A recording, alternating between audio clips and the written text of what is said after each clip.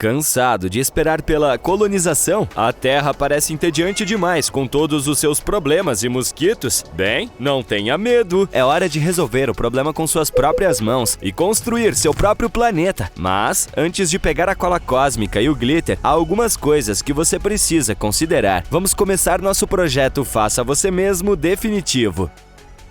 Antes de tudo, precisamos escolher um local. Todo planeta tem que orbitar uma estrela, certo? Em um buffet cósmico, cada estrela tem seu próprio sabor exclusivo. Para manter as coisas organizadas, os astrônomos usam o chamado Sistema de Classificação Estelar. As estrelas maciças são as divas do cosmos. Elas são enormes, brilhantes e estão sempre roubando os holofotes. Mas nem tudo é sol e arco-íris. Elas têm uma vida útil curta, queimando muito rápido, como uma vela. E também tem uma gravidade enorme, portanto, tome cuidado para que seu planeta não seja sugado por elas. As estrelas anãs, por outro lado, podem ser pequenas, mas compensam isso com sua resistência. Elas podem queimar por trilhões de anos. Isso significa que seus planetas têm muito tempo para desenvolver vida. As estrelas superquentes são azuis ou brancas, enquanto as estrelas frias são geralmente vermelhas ou alaranjadas. Sim, parece que deveria ser o contrário, mas não somos nós que fazemos as regras. Então, o que escolhemos? Bem, os planetas ao redor das estrelas azuis e brancas poderiam ser queimados e fritos, como um nugget de frango crocante. Por outro lado, com estrelas vermelhas frias, nosso planeta pode se transformar em uma bola de gelo. Se essa for sua preferência, com certeza. Mas você sempre pode escolher um bom meio termo. Uma estrela amarela como o nosso Sol, por exemplo, nem muito fria, nem muito quente, mas na medida certa. Agora que você já escolheu a estrela, vamos começar a construir o planeta. O coração do planeta é o seu núcleo. O núcleo cria um campo magnético, uma força invisível que protege o planeta dos fortes raios cósmicos e das partículas carregadas. Se não fosse por esse campo, o planeta seria frito pela radiação da estrela, como um hambúrguer bem passado. Mas o campo magnético nem sempre é uma força do bem. Em alguns planetas, como Júpiter, ele é tão forte que cria cinturões de radiação super intensos e um clima maluco. Se você estivesse esperando usar uma bússola para se orientar em um planeta como esse, esqueça! O campo magnético faria a agulha girar como uma dançarina de breakdance sob o efeito de cafeína. Portanto, se você escolher um núcleo pequeno e leve, o planeta terá menos proteção contra a radiação solar, como se estivesse se bronzeando sem protetor. Por outro lado, núcleos maiores podem gerar mais calor, o que pode levar a mais atividade vulcânica e terremotos.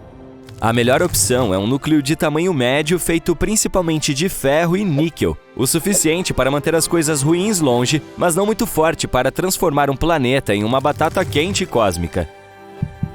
Quando o coração estiver no lugar, podemos passar para a próxima etapa. Os planetas. Eles são como cebolas. Eles têm camadas. A maioria dos planetas tem 3 camadas principais: o núcleo, a crosta e o manto. O núcleo é o recheio. O manto é como uma camada quente pegajosa de caramelo entre a crosta e o núcleo.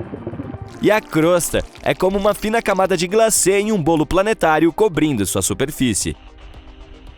Mas nem todos os planetas são construídos da mesma forma.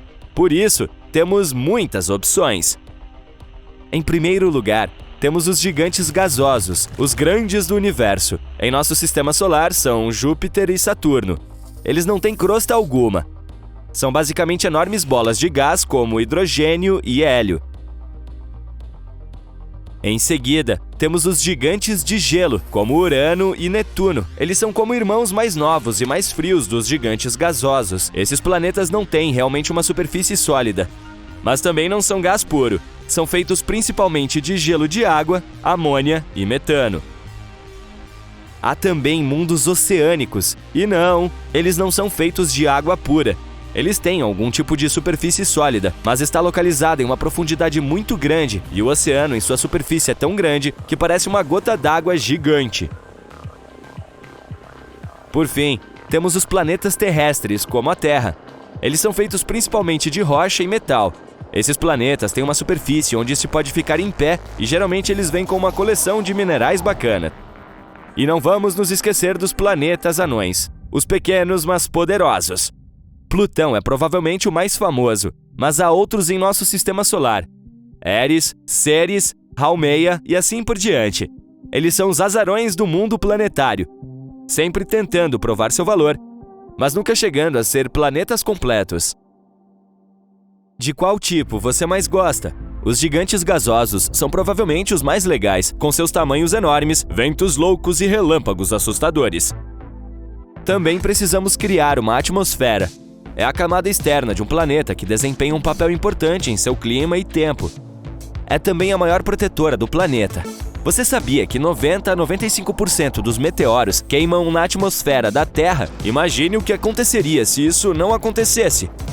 Atmosferas densas e nebulosas, como as encontradas em lugares como Vênus, têm camadas espessas de dióxido de carbono e ácido sulfúrico.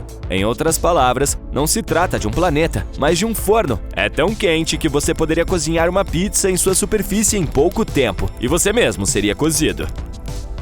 Em seguida, temos atmosferas finas e esparsas, como em Marte. A fina camada de dióxido de carbono faz com que a pressão de sua superfície seja cerca de 1% da pressão da Terra. Em planetas como esse, você poderia voar como um super-herói se tivesse um jetpack bom o suficiente. Depois temos atmosferas mistas, como a da Terra. As camadas de nitrogênio, oxigênio e outros gases criam as condições perfeitas para a vida como a conhecemos. É também onde podemos desfrutar de dias ensolarados, arco-íris e, é claro, água. E por último, mas não menos importante, as atmosferas exóticas. Você as encontrará em planetas como Netuno, onde as camadas de hidrogênio, hélio e metano criam um mundo de cor azul, que parece uma bola de gude gigante. Elas são muito estranhas e incomuns, portanto, perfeitas para construtores de planetas criativos.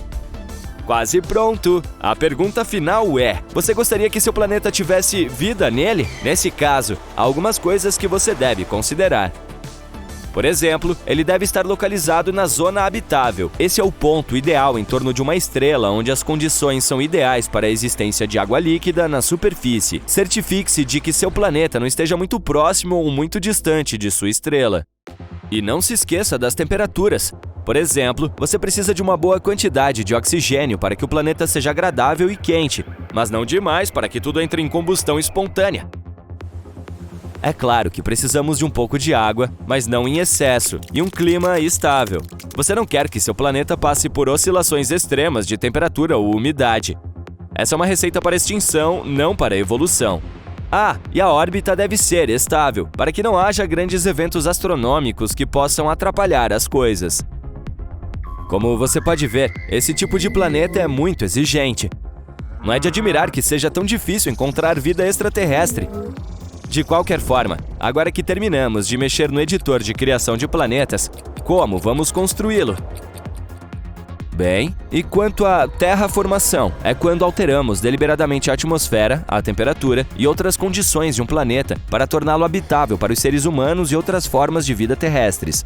Por exemplo, poderíamos liberar gases de efeito estufa em Marte para aquecer o planeta e criar uma atmosfera mais espessa.